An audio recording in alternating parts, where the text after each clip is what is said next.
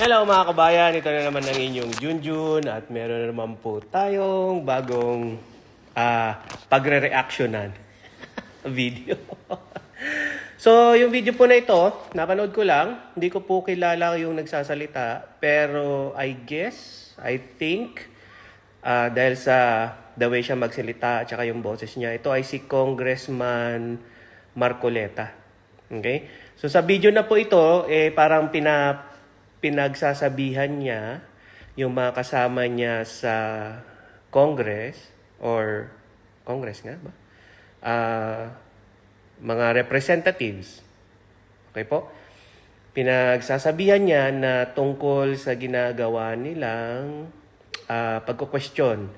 Doon sa mga inimbitahan nila. So, based doon sa napanood ko, ito ay mga tauhan, I'm not sure, tauhan ng Office of the Vice President at meron silang tinatanong. So, if ever po na alam nyo ang buong kwento, mag-comment, mag-react, kasi ito po ay part lang nung kung ano man yung inaano ng komite,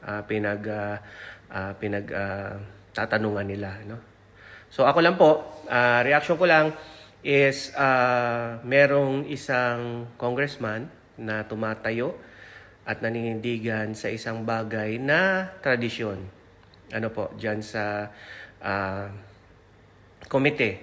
So, nakakahanga po, nakakahanga na merong tumatayong maitama ba? Bihira po kasi yan sa yung mga mambabatas, na merong tumatayo na para sa tama without any purpose, na pansarili. So, panoorin po natin ang video, mag-comment, mag-react. Again, this is your Junjun. Junjun is in. Bakit nangyari ko nung nakarap, nangyayari na naman yun? You may not like the person, you may not like her presence here, but you have to respect the office of the Vice President. That is all. Because that is guided by the tradition. Kahapon po, nagaya po na sinabi nila, wala nang pinagtanong sa office of the President. And that is correct. That is in line with that tradition. Ngayon po, kung ang tinatanong ko ngayon, are we discarding that tradition? And is this committee authorized to discard a well-kept tradition? O kaya na, then why are we intending to ask questions na naman at pinatawag nyo na naman kung sino-sino dito? That is why, kung hindi po kayo makakasagot, madam, ang tinanong ko na sa inyo, I am now moving. May praki-prakinela ba? So, ayan na nga po mga kabayan, napanood na natin ang video. At yun nga po.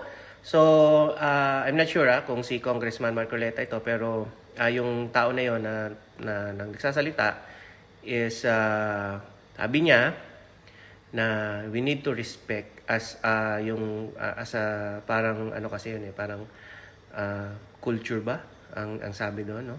Na yun yung respeto diba? If you are not calling or asking the office of the president, the same respect we should give to the office of the vice president. Kasi maaari hindi mo gusto ang taong namamahala ngayon sa office of the vice president. Maaari hindi mo gusto ang mga tao na namamahala or napapaloob sa office of the vice president, but you need to respect the office of the vice president, kasi may sinasabi siya doon na na yun yung kultura 'di ba? So ano ba, kinakalimutan na lang ba natin yun, or ang committee bang ito ay may kapangyarihan para kalimutan yun, kasi parang sumobra naman po yung kanilang aksyon para sa office of the vice president.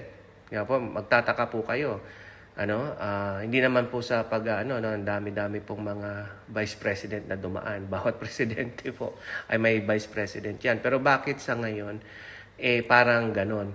So, ibig sabihin, lahat ng mga nagdaang mga vice president, lahat yun ay malinis na malinis, walang dungis. Kumbaga, parang ganon. Di naman nagkakaroon ng ganyan. Or dahil yung dating mga vice president ay alam mo na, sunod-sunuran lang din sa presidente, wala silang sariling alam mo yun, ginagawa. So ano po sa palagay nyo mga kabayan, So again, mag-comment, mag-react, at salamat po sa panonood. Ako po si Junjun.